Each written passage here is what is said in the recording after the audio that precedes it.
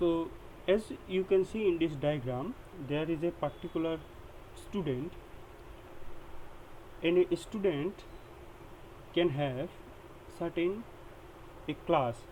A student, a class means not where is studying, but our object oriented class, that is the data type. Now suppose we have a keyword class, and after that we have given the variable student. Now what are the data a student can have, and what are the functions a student, what if student do, student gives a exam, student appears for exam, student register for exam, student register for semester, student get a assignment, student submit the assignment. So these are some of the operations a student can do. So here the operations are given, as you can see the operations are given: eating, drinking, running. So these are some of the operations, but if we tell these are operations of every human being, eating, drink, but if for a particular student, if we say he is a student, the operations will be that register for exam, yes or no, true or false, register for his semester, given admission fees, yes or no, true or false, and then that is the particular function.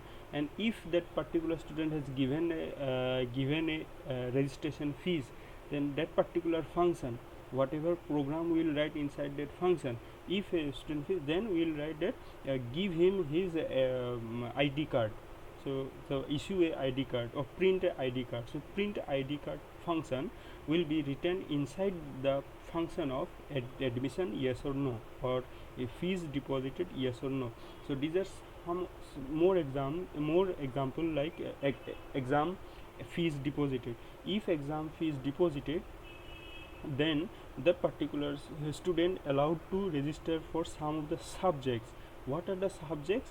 So subjects will be depend upon the student. These are some of the operations or functions associated with a class student.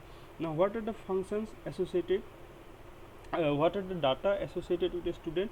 The name of the student, the age of the student, the phone number of the student, the email address of the student. So this is the data: name, roll number, admission number, his local address, his permanent address, then his enrollment ID. These are some of the data, that is some data. And what operations a performed on a student: register for exam, or debar for exam, or allow for exam, or submit his marks, or show his marks, or submit his result, or show his result. So these are some of the operations, some of the functions, and for every function we write certain set of program.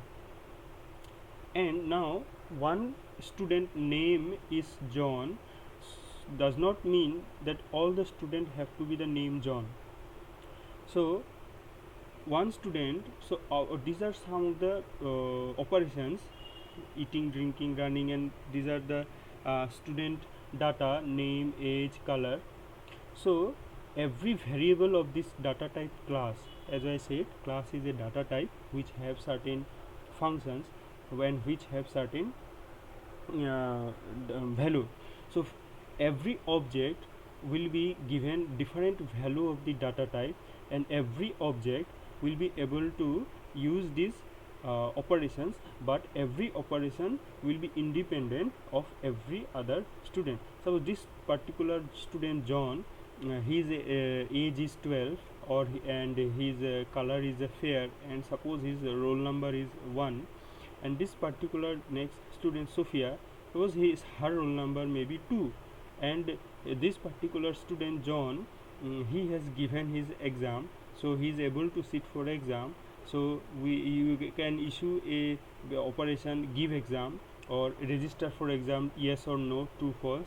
And this particular student, she is a first semester student, so she cannot register for exam, but only thing she can do is apply for admission fees. So she can only do the admission fees. So it is this particular student data and behavior is independent of the other student data and behavior. So this particular student can access the function of dedicated to her only. This particular student access the function and data dedicated to him only. The other student use the data and function dedicated to that particular group only.